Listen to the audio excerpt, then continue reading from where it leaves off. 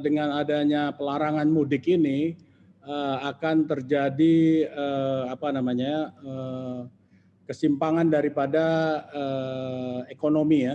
Jadi kan di daerah-daerah tuh dengan adanya mudik Lebaran tuh ekonominya biasanya berpindah. Jadi daerah-daerah akan tumbuh berkembang dengan adanya mudik ini. Dengan dilarangnya mudik ini tentunya di daerah-daerah itu yang akan terkena imbasnya. Apakah itu di bidang hotelnya, di restorannya, di pariwisatanya, dia akan terkena. Namun saya kira dari PHRI kita harus mendukung ya keputusan dari pemerintah meniadakan mudik ini, karena memang keadaannya, situasinya juga kita agak sudah akan membaik ya. Trennya kalau kita lihat memang dari penularannya dari 16.000 bulan-bulan Desember sekarang sudah tinggal 4.000, sudah membaik.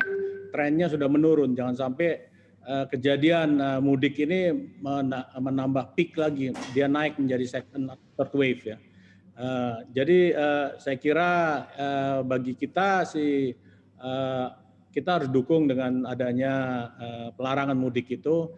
Toh nanti kita bisa ulangi lagi begitu sudah selesai ini masalah COVID, kita bisa kembali ke daerah. Cuman di daerah-daerah aja yang saya kira imbasnya akan terkena dengan tidak adanya movement ekonomi uang dari pusat ke daerah. Saya kira itu. Baik, tadi Anda katakan daerah-daerah Pak Emil ini kalau bisa dirumuskan begitu mungkin daerah-daerah yang paling terpengaruh 5 besar itu di daerah mana saja? Ya, saya kira di Jawa itu terutama Jawa Tengah, Jawa Barat, ya, Jawa Timur itu pasti terkena ya.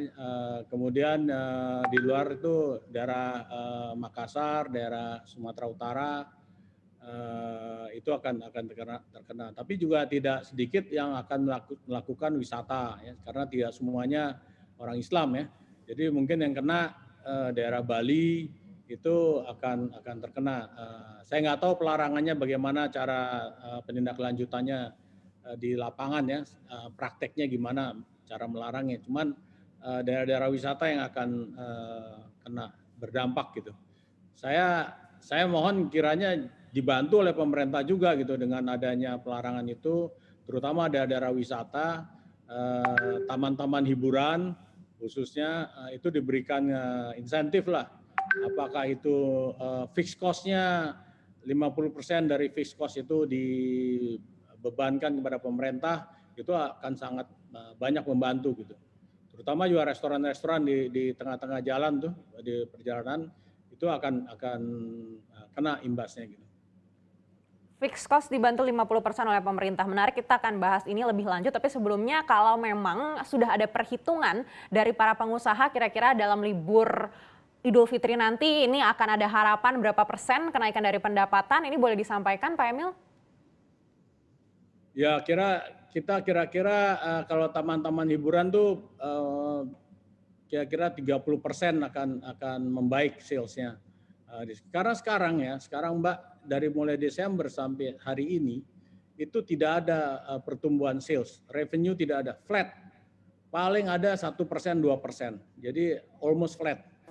Jangan lupa untuk install aplikasi CNBC Indonesia di App Store dan Play Store untuk ikuti terus perkembangan berita ekonomi dan bisnis terkini.